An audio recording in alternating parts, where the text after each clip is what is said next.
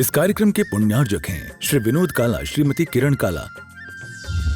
सफेद डिटर्जेंट, मेरी चॉइस मेरा सफेद। स्पार्कल, कड़ी चिकनाई हटाए, बदबू दूर करे। चैंपियन ब्लू, रंग हीरो, दाग zero. Shantinath detergent private limited, Kolkata. Namo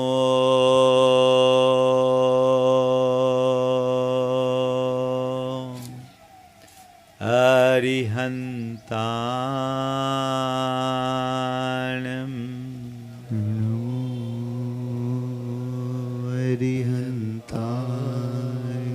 Namo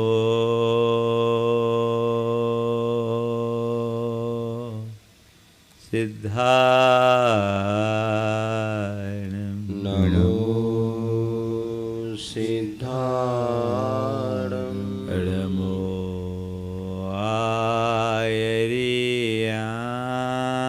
आयर्याणं नमो आयर्याणं नमो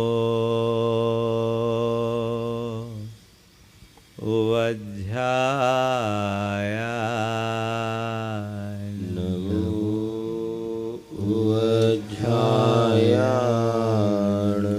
नमो लोये सवशाहुनं नमो लोये सवसाहुनं एषो पञ्चणमोयारो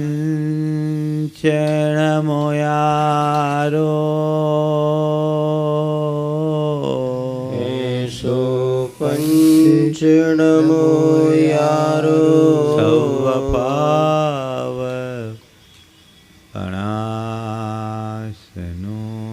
सर्वपावपनाशनो मङ्गलाळं च सवेसिं मङ्गलानं च सवेसिं परमं हो मङ्गलम् परमं होय मङ्गलम्। जय बोलो देवादिदेव एकहज़ार श्री भगवान महावीर स्वामी की जय जय जय अहिंसा परमो धर्म की जय जय जय परम पूज आचार्य गुरुवर श्री विद्यासागर जी महाराज जय जय जय नवाचार्य श्री समय सागर जी महाराज की, पूज मुनिवर श्री प्रमाण सागर जी महाराज की, पूज मुनिवर श्री निर्वेक सागर संधान सागर जी महाराज की, समस्त मुनि संघ की नमस्ते। जीवन को सफल और सार्थक बनाना हम सबका मूलभूत ध्येय होना चाहिए। कल मैंने बात की थी अर्थ, व्यर्थ, अनर्थ और परमार्थ। इस परमार्थ की सिद्धि के लिए सतत प्रयत्नशील रहना जरूरी है और यही हमारा सच्चा पुरुषार्थ भी है। भारतीय संस्कृति में जीवन को सफल और सार्थक बनाने के लिए 4 पुरुषार्थों की चर्चा की गई। धर्म, अर्थ, काम और मोक्ष। मुनि सीधे मोक्ष मार्ग की ओर आगे बढ़ते हैं, वे मोक्ष पुरुषार्थी होते हैं। उनका जीवन निर्वृत्तिमय होता है, उनके ऊपर कोई पारिवारिक, सामाजिक, कौटुंबिक जिम्मेदारी नहीं होती। वो पूरी तरह आत्म केंद्रित होकर आत्माश्रित जीवन जीते।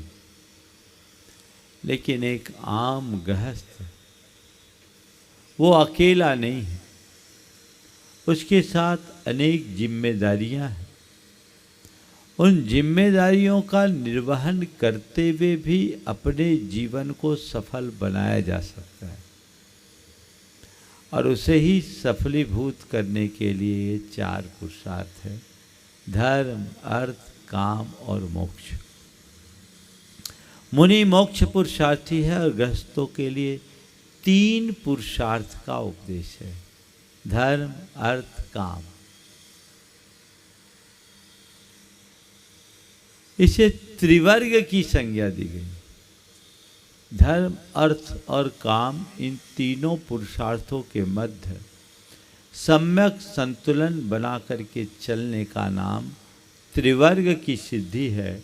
और जो त्रिवर्ग की सिद्धि करता है उसे अपवर्ग की उपलब्धि होती है। शास्त्रों में कहा है कि त्रिवर्ग के संसाधन के बिना हमारा ये जीवन पशुओं की तरह निष्फल है।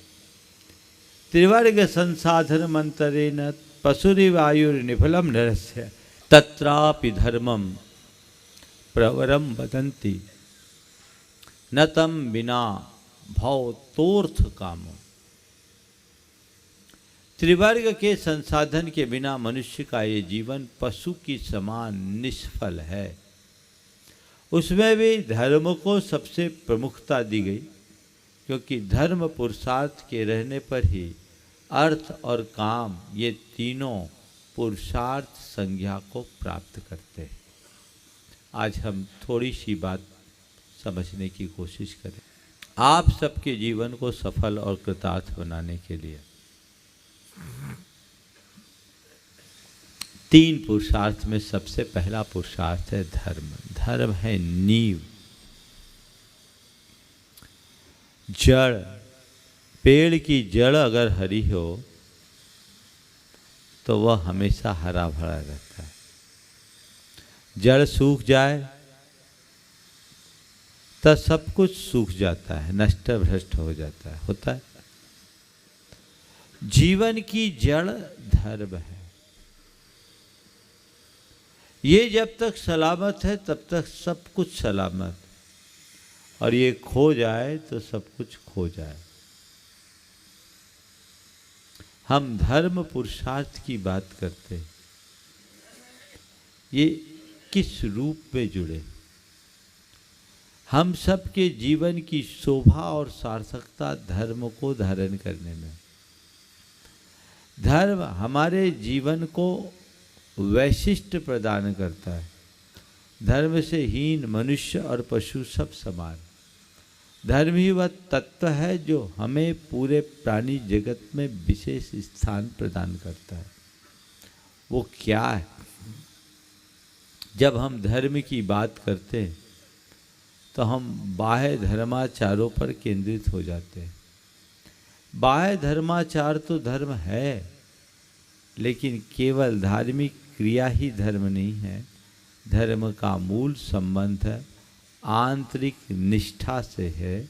हमारी निष्ठा कैसी है उसके ऊपर धर्म का स्वरूप सुनिश्चित होता है, धर्म निर्धारित होता है। तो हमारी निष्ठा सही है या नहीं, हमें इस पर विचार करना चाहिए। जड़ मजबूत हो। अब बात मैं आप सबसे करूं कि धर्म क्या है और वह सबकी जड़ कैसे। जब कभी हम धर्म की बात करते, अगर हम कहें कि ये व्यक्ति बड़ा धर्मी है, तो आपके आंखों के आगे कैसे व्यक्ति की छवि उभरेगी? बोलो, ये व्यक्ति बड़ा धर्मी है, तो आपको सुनते ही आपकी आंखों में एक साधु भक्त व्यक्ति की छवि उभरेगी, एक पूजा पाठ व्यक्ति करने वाला व्यक्ति दिखेगा, एक व्रत तप संयम का आराधन करने वाले व्यक्ति की झलक दिखाई पड़ेगी। आगे बढ़े तो बढ़ चढ़ करके दान पुण्य में हिस्सा लेने वाला व्यक्ति दिखाई पड़ेगा। यही है ना? निश्चित धर्मी व्यक्ति के जीवन में ये सारे गुण होते हैं। लेकिन इतना करने वाला ही धर्मी होता ऐसी बात नहीं है, या इतना करने मात्र से हम धर्मी हो जाए ये बात नहीं है। धर्म हमारे जीवन की जड़ है, मूल, जो हमारे जीवन में स्थिरता प्रदान करे उसका नाम धर्म है। अब देखिए स्थिरता किसको बोलते हैं?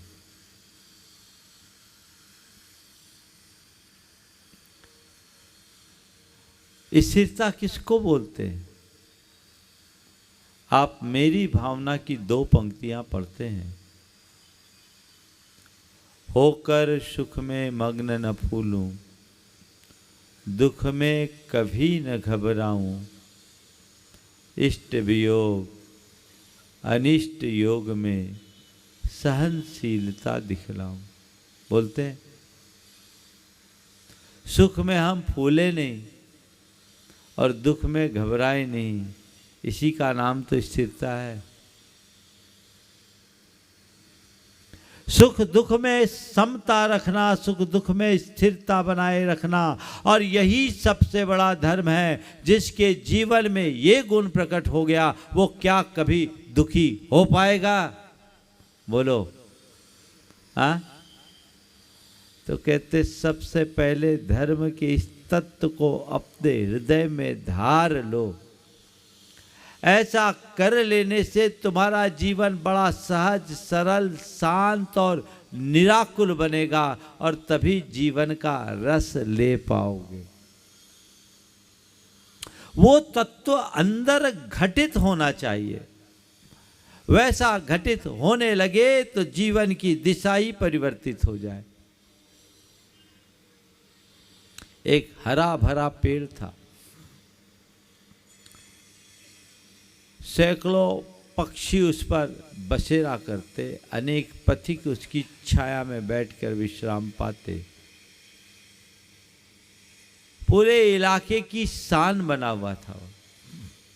धीरे धीरे समय बदला, उसके पत्ते पीले पड़ने लगे, सूख करके झड़ने लगे, और कल तक पूरे इलाके की शान बना वह बड़का वृक्ष सूखे ठूठ के रूप में परिवर्तित हो गया।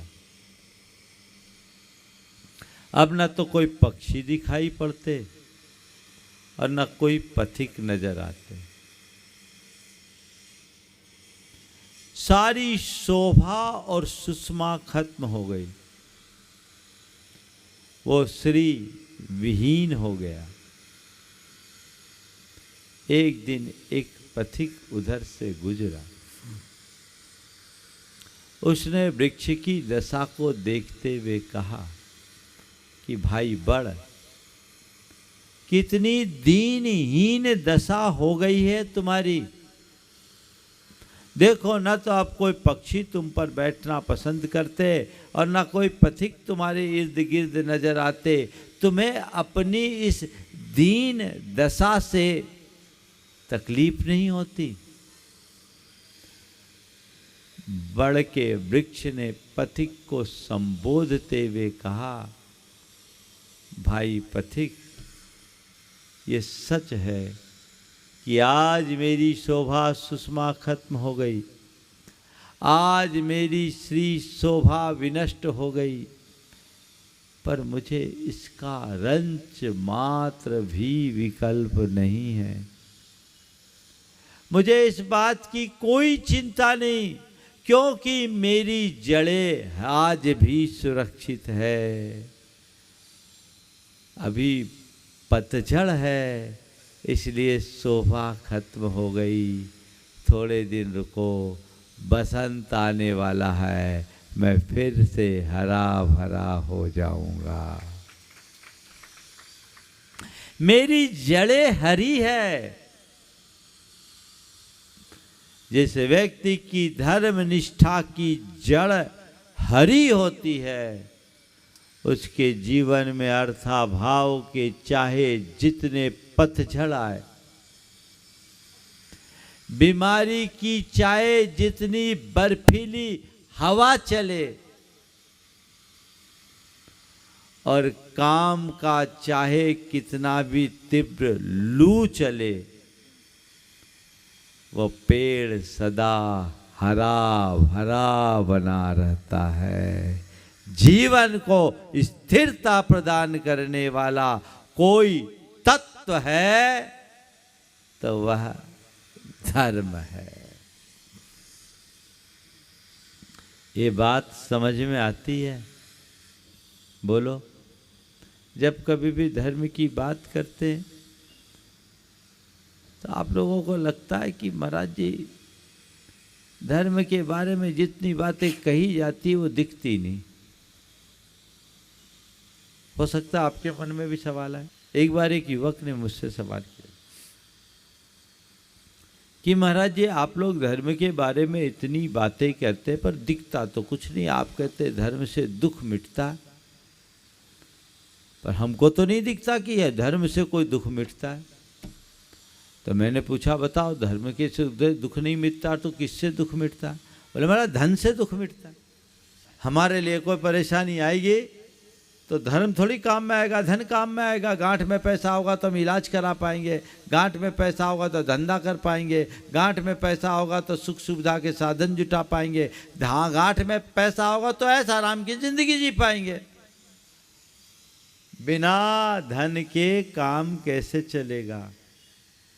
मैंने कहा ठीक कह रहे तुम, धन से दुख मिटता है, तुम्हारी बात को मैं मान लेता हूँ और मैं अपनी धारणा भी बदल लूँगा, लेकिन मेरे 2 सवाल का उत्तर दो। क्या है? तुमने अपने जीवन में धन कमाया? बोले हाँ महाराज बहुत कमाया। धन कमाया? बोले बहुत कमाया। बोले कैसा? बोले महाराज जी 20 साल पहले मैं जो था और अब मैं बहुत अंतर आ गया, पहले से मैं आज 20 गुना बढ़ गया। बोला ठीक है, अब ये बता जब 20 गुना बढ़ गया तो तेरा सुख भी 20 गुना बढ़ा होगा। बोला महाराज यही तो तकलीफ है, 20 साल में मेरा पैसा तो 20 गुना बढ़ा है पर मेरा दुख भी 20 गुना बढ़ गया। तो मैंने कहा अब तू बता, तुमने कहा दुख का निवारण धन से होता है, तो धन तो आ गया, दुख का निवारण क्यों नहीं हुआ बल्कि दुख क्यों बढ़ा? बोलो। आप लोगों की भी यही कहानी है कि नहीं? सबका अनुभव है कि नहीं? धन से दुख का निवारण नहीं होगा। धन साधन देगा, सुख नहीं। सुविधा देगा, प्रसन्नता नहीं। उसमें आनंद नहीं, आकुलता है। तुमने ये जो धारणा बना रखी है कि धन में सुख है, ये धारणा ही भ्रांत है। धन में सुख नहीं, तृष्णा और आकुलता है। तो क्या धर्म सुख दे देगा? धर्म को धारोगे तो तुम सुखी रहोगे, धर्म को धारण करोगे तो सुखी रहोगे, इसमें कोई संशय नहीं। क्यों? क्योंकि धर्म तुम्हें कुछ और दे या न दे, संतुष्टि देगा और संतुष्टि का नाम ही सुख है। धर्म तुम्हें और कुछ दे या न दे, संतुष्टि देगा और इस संतुष्टि का नाम ही सुख है। तो हम संतुष्टि देने वाले धर्म को धारण करें, और यदि हम अपने आप को धर्मी मानते हैं तो अपने भीतर झांक कर देखें संतुष्टि है कि नहीं है। 4 बातें धर्म की पहचान करने के लिए अपने अंदर होनी चाहिए। मैं धर्मी हूं या नहीं? आपको अगर मैं धर्मी कहूं तो आपको अच्छा लगेगा कि नहीं लगेगा? है ना? अरे यहां तो सब धर्मी नहीं, सुपर धर्मात्मा है। हाँ, उल्टा क्यों बैठ गया? धर्मात्मा बोल रहा हूं, बुरा लगेगा। अरे महाराज ने इतनी बड़ी बात कह दी, खुश होंगे, आपकी छाती फूलेगी। और मैं देखता हूं, चाहता हूं कि ऐसे ही धर्मात्मा बनो। धर्मी कहलाने में अच्छा लगता है और अधर्मी कह दूं तो बुरा लगेगा ना। और मैं भी चाहता हूं आपको कोई अधर्मी ना कह पाए। बशर्ते आप में कोई अधर्मी के लक्षण न दिखे। तो मैं धर्मी हूं या नहीं, ये अपने अंदर जांचना चाहते हो तो 4 बातों पर विचार करो। पहली बात, आत्मा पर विश्वास है कि नहीं। आत्मा की पहचान, आत्मा का श्रद्धान, आत्मा पर विश्वास, आत्मा का भरोसा है कि नहीं। पहली बात, आत्मश्रद्धान, आत्मज्ञान है या नहीं। दूसरी बात, कर्म सिद्धांत पर विश्वास है कि नहीं। अगर कर्म सिद्धांत पर विश्वास नहीं तो गड़बड़। तो एक धर्मी की पहली पहचान आत्मा का विश्वासी। दूसरी बात, कर्म सिद्धांत का विश्वासी।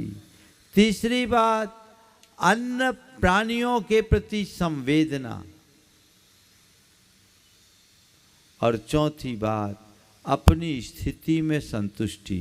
ये 4 बात है तो समझ लेना तुम धर्मी हो, और ये 4 बातें नहीं हैं तो अभी तुम कहने को धर्मी हो, तुम्हारे अंदर धर्म जैसा कुछ भी नहीं। आत्मा की श्रद्धानी बनो। मैं आत्मा हूं, अजर अमर अविनाशी शुद्ध ज्ञाता दृष्टा तत्व हूं, चैतन्य स्वरूप हूं, आनंद स्वरूप हूं। ऐसा लगता है? बोलो, क्या मानते हो अपने आप को? बोझो अभी आपसे पूछूं आप कौन हो तो क्या बोलोगे? फट से जवान पर नाम आ जाएगा, है ना। और मैं किसी का नाम ले लूँ तो तुम लोगों को लगेगा अरे आज तो गुरुदेव ने गजब कर दिया, है ना। क्या है? हमने अपनी पहचान कहाँ बनाई? नाम और रूप में, जो वास्तविक नहीं, हमारे द्वारा कल्पित है। हमने अपने आप को तद्रूप मानने का भ्रम पाल रखा है। हम अपने आप को उस नाम और रूप से ऊपर उठाए, माना कि हमें नाना नामों से पुकारा जाता है, माना कि हम नाना रूपों को धारण करते हैं, लेकिन नाम और रूप हम हैं कहाँ? हम तो अनाम और अरूप हैं। वही हमारा स्वरूप है, उसे तो पहचाने। अगर मैं आत्मा हूँ तो शाश्वत हूँ, उसका एक प्रदेश भी इधर से उधर नहीं हो सकता। न उसमें कुछ नया जुड़ सकता है, न पुराना घट सकता है। जो है सो है, न जिसका जन्म है, न मरण है, न आना है, न जाना है, न पाना है, न खोना है, न अच्छा है, न बुरा है। जो है सो है। ये श्रद्धा अगर प्रगाढ़ हो जाए तो कभी विचलित होगे? बोलो, कभी रोना रोओगे, फिर कभी दुख और तकलीफ होगी, फिर कोई कष्ट होगा। तो धर्मी के जीवन में दुख नहीं होता। यदि ये वाक्य कह रहा हूं तो सही है या गलत? बोलो। तो धर्मी के जीवन में दुख नहीं होता, इस बात को सुनो मत, स्वीकारो और अपने आप को धर्मी मानते हो तो दुख से ऊपर उठने की कला विकसित करो। मैं धर्मी हूं, धर्मी के जीवन में दुख नहीं होता, तो मुझे चाहे कुछ हो जाए दुखी नहीं होना है। ये धारणा अपने अंदर विकसित करनी चाहिए कि नहीं? आज धर्मी भी हो गए और चाहे जिसके पास गुहार लेके पहुंच गए, तो धर्मी होने का कोई मजा? हर जगह रोना ही रोते रहो तो धर्मी होने का कोई मजा? कोई मजा नहीं। वो धर्मी नहीं, सच्चे अर्थों में भर्मी है, भ्रम में जी रहा है। और भर्मी तो भर्मी ही रहेगा, भरमाता रहेगा इस संसार में। संत कहते हैं भ्रम तोड़ो, मर्म को पहचानो, तब धर्म धार पाओगे। और जब धर्म को धारोगे तभी जीवन का सार पा सकोगे। धर्म में ही सुख शर्म है, उसे पहचानो। आत्मा की स्वरूप के बारे में बार बार विचार करो। शास्त्रों का अध्ययन करो, गुरुओं की वाणी को सुनो और उससे स्वरूप की तरफ दृष्टि आते ही स्वभाव में बदलाव आ जाता है, प्रवृत्ति में सहजता आ जाती है, परिणामों में निर्मलता आती है और भावों में विशुद्धि आती है। घटित किया जा सकता है ऐसा अपने अंदर से। ये बात यदि हमने उद्घाटित कर ली तो हमारे जीवन का काया पलट हो गया, ऐसा समझना चाहिए। हम लोग बातें तो करते हैं लेकिन मूल को भूल जाते हैं। कहने को आत्मा हूँ, मैं आत्मा हूँ, मैं आत्मा हूँ, लेकिन तभी तक आत्मा दिखती है जब तक अनुकूलताएं होती है। अब थोड़ी सी प्रतिकूलता होती सब भूल जाते हैं। गुरुदेव कहा करते थे कि गद्दे पर बैठ करके भिन्न है, भिन्न है, भिन्न है कहना सरल है, गद्दे पर बैठे हैं भिन्न है, भिन्न है, भिन्न है, भिन्न है, शरीर भिन्न है, आत्मा भिन्न है और एक मच्छर काट खाए खेद है, खिन्न है। क्या भिन्न है भाई? ये भिन्न भिन्न तो मक्खियाँ भी भिन्न भिनाती है। ये मक्खी की तरह भिन्न भिनाने से कुछ नहीं होगा, चेतना को जगाने से सब कुछ होगा। तो धर्म से दुख का निवारण होता है, क्योंकि धर्मी आत्मश्रद्धानी होता है। उसे इस बात का श्रद्धान होता है कि आत्मा अजर अमर अविनाशी है, उसमें न कुछ बनने वाला है न कुछ बिगड़ने वाला है। ये धर्मधारा था। अंजना ने पति के घर से निकाल दी गई, पिता के घर का दरवाजा बंद हो गया, जंगल के कंटकाकीन मार्ग में एकाकी विचरण करती रही। पेट में कामदेव हनुमान है, महापुरुष तद्भव मोक्षगामी, फिर भी इतना बड़ा संकट है। क्या सोचा? कहीं गिड़गिड़ाई, रोई, दुखी हुई, आरजू की, मिन्नत की, कहीं कोई फरियाद किया? कुछ नहीं। क्यों? अंजना धर्मी थी, जानती थी ये सब कर्म का खेल है, ये बाहर का संयोग है, भीतर कुछ भी नहीं होने वाला। सब कुछ नष्ट भ्रष्ट हो जाए तो भी मेरा कुछ नहीं होने वाला। इसी श्रद्धान ने तो उसे संभाला। बोलो, सुदर्शन सेठ को सूली पर चढ़ाया जा रहा था और सुदर्शन सेठ कहीं घबराए कि बोल दूं सच सच क्या हुआ, मैं गुनाहगार नहीं हूँ, असली गुनाहगार तो ये रानी है। कुछ बोला? बोले कुछ नहीं, ठीक है, आज कर्म खेल खिला रहा है, खेलने दो, पर ये खेल बाहर का भीतर का नहीं।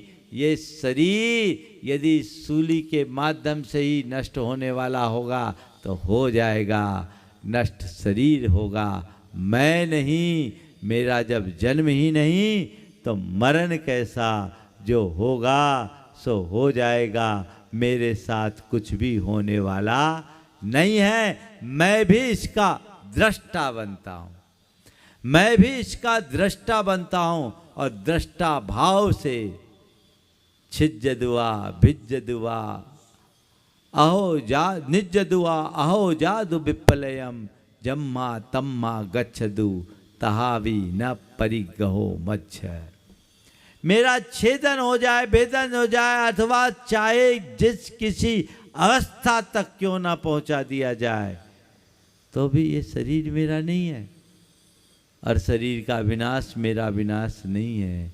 देह विनाशी, मैं अविनाशी, फिर डर किसका? कोई चिंता नहीं, कोई परवाह नहीं, कोई विकल्प नहीं। उन्हें रंच मात्र दुख नहीं हुआ। किसके बदौलत? आत्मश्रद्धान के बल पर, आत्मज्ञान के बल पर, आत्मविश्वास के बल पर। और यही धर्मी की पहचान है। अपने भीतर ऐसा आत्मश्रद्धान जगा लो, दुख दूर हो जाएगा। चलो आगे। दूसरा है कर्म सिद्धांत पर विश्वास। संसार है, संसार में अनेक प्रकार के संयोग हैं, अनुकूल भी है, प्रतिकूल भी है। संयोग को संयोग मानो। ये जो कुछ भी बन रहा है, बदल रहा है, ये सब बाहर है। इसको करने वाला कर्म है। कर्म अच्छा करे तो मेरा नहीं, बुरा करे तो मेरा नहीं। आज पुण्य है तो वह भी मेरा नहीं, पाप है तो वह भी मेरा नहीं, अनुकूलता है तो वह भी मेरी नहीं, प्रतिकूलता है तो वह भी मेरी नहीं, अच्छा है तो वह भी मेरा नहीं, बुरा है तो भी मेरा नहीं, लाभ है तो भी मेरा नहीं, नुकसान है तो भी मेरा नहीं, पाना है तो भी मेरा नहीं, खोना है तो भी मेरा नहीं, मान है तो भी मेरा नहीं, अपमान है तो भी मेरा नहीं, हार है तो भी मेरा नहीं, जीत है तो भी मेरा नहीं, निंदा है तो भी मेरी नहीं, प्रशंसा है तो भी मेरा नहीं। ये समझ आ जाए तो विकल्प होगा। बोलो। कर्म सिद्धांत के पक्के श्रद्धानी बनो। कुछ भी हो जाएगा, प्रलय भी आएगा तो तुम कुछ भी, तुम्हारा कोई विचलन नहीं होगा।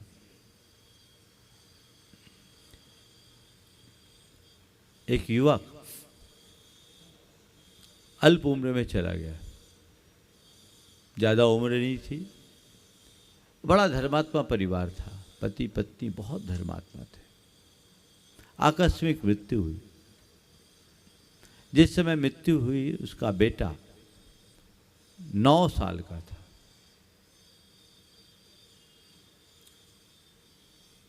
अब उस बेटे में पिता की मृत्यु के बाद धर्म से अलगाव हो गया।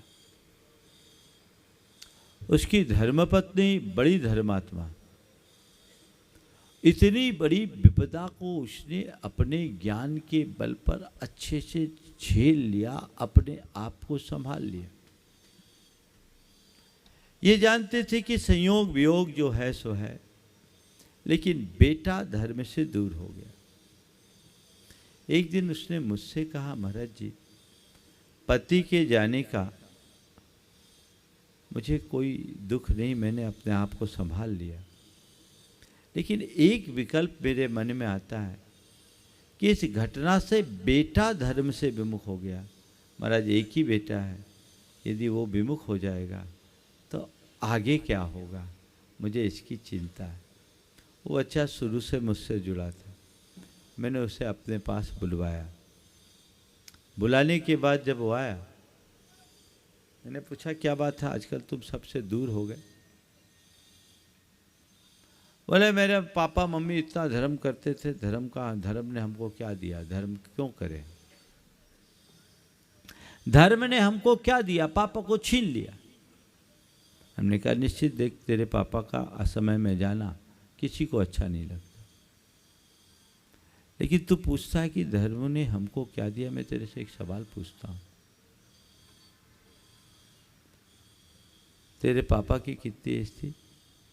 बोला 42। तेरी मम्मी? बोले 4 साल छोटी। भाई तुझे पता है अभी 6 महीने पहले एक बहन जी ने सुसाइड किया था? बोले हाँ, आत्महत्या की थी। कितनी एज थी? बोले 64। उनके हस्बैंड की दशा क्या है? बोले 6 महीने से डिप्रेशन में। तेरी मम्मी कैसी है? मम्मी तो नॉर्मल है। हमने कहा 6 महीने पहले 64 साल की पत्नी को खोने वाला व्यक्ति आज डिप्रेशन में है, और 42 साल के अपने पति को खोने वाली एक महिला स्थिर है। कैसे कर लिया? तेरी मम्मी में स्थिरता कैसे आ गई? वो तो अब धर्म करती न हो गए। बेटे ने क्या कहा? वो धर्म करती है इसलिए उनने अपने धर्म से सबको संभाल लिया। तो मैंने उसे समझाया, बेटा तू अभी कहता था धर्म ने हमको क्या दिया, देख तेरे घर में ही प्रमाण है, तेरी माँ ने धर्म किया इसलिए अपने आप को संभाल लिया। यदि तेरी माँ धर्मी नहीं होती तो या तो डिप्रेशन में चली गई होती या किसी दूसरे शादी की तैयारी में होती। मैंने उसे समझाया। फिर महाराज इतना कष्ट क्यों आता है धर्मियों पे? हम बोले ध्यान रखो, ये एक संयोग है, ये कर्म का खेल है, सबको खेलना पड़ता है। इस भाव से कभी धर्म करो ही नहीं कि धर्म करेंगे तो संकट नहीं आएंगे। धर्मियों पर ज़्यादा संकट आते हैं। धर्म हमारे संकटों को टालता नहीं, धर्म हमें संकटों में संभालता है। कैसा भी संकट आ जाए, अगर धर्म की सही समझ होगी तो तुम्हारे परिणाम स्थिर होंगे, वह तुम्हें संभाल लेगा। तो धर्म के बल पर अपने आप को संकटों में संभालने की कला विकसित की जा सकती है। धर्मी के अंदर कर्म सिद्धांत का बोध होता है, कर्म का योग है। संसार के सारे संयोग हमारे नियंत्रण में नहीं है, संयोग संयोगों के नियंत्रण में है, और उन संयोगों में कर्म का महत्वपूर्ण रोल रहता है। इसलिए कर्म का खेल मानकर स्वीकार लो। कर्म सिद्धांत पर विश्वास रखने का तो यही अर्थ है। शुभ है तो कर्म है, अशुभ है तो कर्म है, अच्छा है तो कर्म का खेल, बुरा है तो कर्म का खेल। कर्म का खेल पार है, भीतर कुछ भी नहीं। ये श्रद्धान जिसके मन में बैठ जाता है, वो बड़े से बड़े आघात को भी सहज भाव से सहने में समर्थ हो जाता है। अपन कर सकते कि नहीं कर सकते? कर्म सिद्धांत पर विश्वास रखने वाला कर्म कांड पर विश्वास नहीं रखता। कर्म सिद्धांत का विश्वासी कर्म योगी बनता है, कर्म कांडी नहीं। वो आत्मविश्वासी होता है, अंधविश्वासी नहीं। इसलिए मैं बोलता हूं, कर्म योगी बनिए, कर्म कांडी नहीं। आत्मविश्वासी बनिए, अंधविश्वासी नहीं। सुखी तभी हो पाएंगे। यही धर्म है, यही धर्म का असली रूप है। तीसरी बात, अन्य प्राणियों के प्रति संवेदना।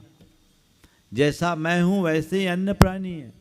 जैसे मुझ में प्राण है वैसे अन्य प्राणियों में प्राण है। जैसे मैं जीना चाहता हूं वैसे ही अन्य प्राणी जीना चाहते हैं। जैसे मुझे अनुकूलता प्रिय है वैसे ही अन्य प्राणियों को अनुकूलता प्रिय है। जैसे मैं सुख चाहता हूं वैसे अन्य प्राणी सुख चाहते हैं। जैसे मैं मरना नहीं चाहता वैसे अन्य प्राणी मरना नहीं चाहते। जैसे अन्य प्राणी दुखी अनुकूलता चाहते हैं वैसे मैं अनुकूलता चाहता। जो मुझे इष्ट वही अन्यों को इष्ट, जो मुझे अनिष्ट वही अन्यों को अनिष्ट। तत्वतः सबकी आत्मा समान है, इसलिए मेरा काम है जियो और जीने दो, अहिंसा का अनुपालन करे। दूसरों को दुख देकर मैं कभी सुखी नहीं हो सकता।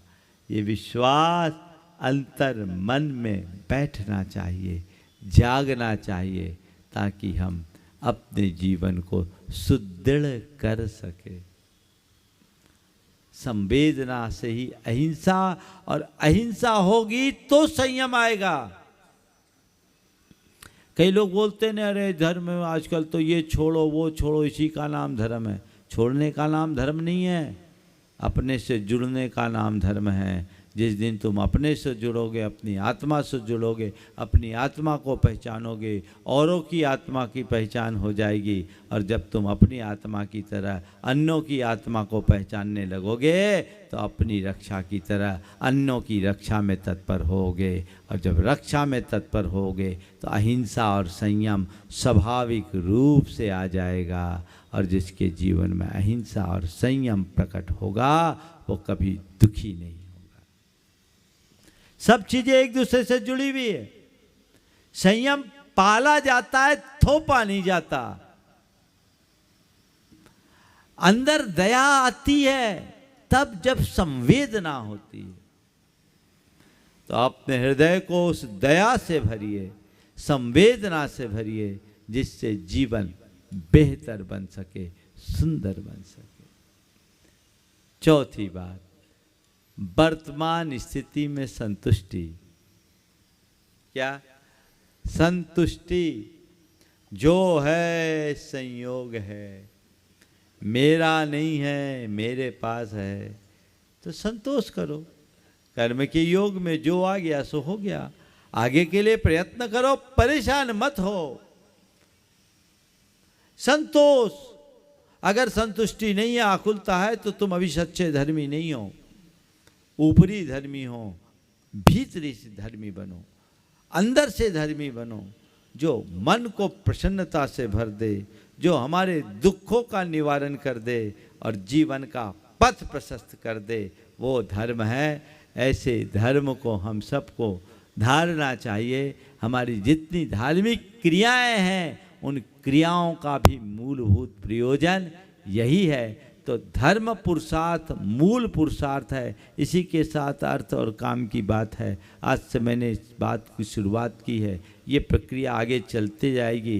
पहले हम धर्म के फाउंडेशन को मजबूत बनाएंगे, तो हमारे अर्थ और काम में भी धर्म जुड़ा रहेगा और हमारा जीवन फिर मोक्ष तक पहुंचने में समर्थ हो जाएगा। हमें वो रास्ता अपनाना है। बंधुओं, आगामी 6 तारीख को परम पूज्य गुरुदेव का जो प्रथम समाधि दिवस, जैसे हम आचार्य विद्यासागर स्मृति दिवस के रूप में मनाने जा रहे हैं, पूरे देश और बल्कि दुनिया भर के लोग इसमें अपनी सहभागिता दे रहे हैं। आप सब लोग भी पूरे उत्साह और उमंग के साथ इसमें सहभागिता दें। सारे देश में जहाँ जहाँ लोग हैं, परम पूज्य गुरुदेव के प्रति अपनी इस विनयाഞ്जलि को प्रकट करने का अवसर न खोएं। पूर्ण उत्साह और उमंग के साथ हमें उन्हें अपनी विनयाഞ്जलि देना। विनयाഞ്जलि नहीं, उनके 55 वर्ष के शासन को हमें युग युगांतरों तक आगे वर्तित करते जाना है। जैसे भगवान महावीर के अभाव में भी आज उनका शासन है, वैसे आचार्य विद्यासागर के अभाव में भी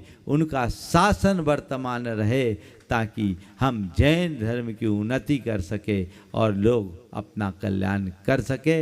इसलिए खूब प्रभावना के साथ ये कार्यक्रम करना है। यहाँ 7 बजे के पूर्व आप लोगों को उपस्थित हो जाना है, ताकि पूजा पाठ थोड़ा जल्दी कर लें। 7 बजे यहाँ आप एकत्रित हो। 7:30 बजे तक हम लोग यहाँ से प्रस्थान करेंगे और 1 घंटा में वहाँ पहुँचेंगे और वहाँ पहुँच करके धर्म सभा गुणानुवाद सभा के रूप में परिवर्तित होगी, जिसमें मध्य प्रदेश के मुख्यमंत्री माननीय डॉक्टर मोहन यादव जी कल यहाँ की समाज उनको औपचारिक निमंत्रण देने के लिए गए।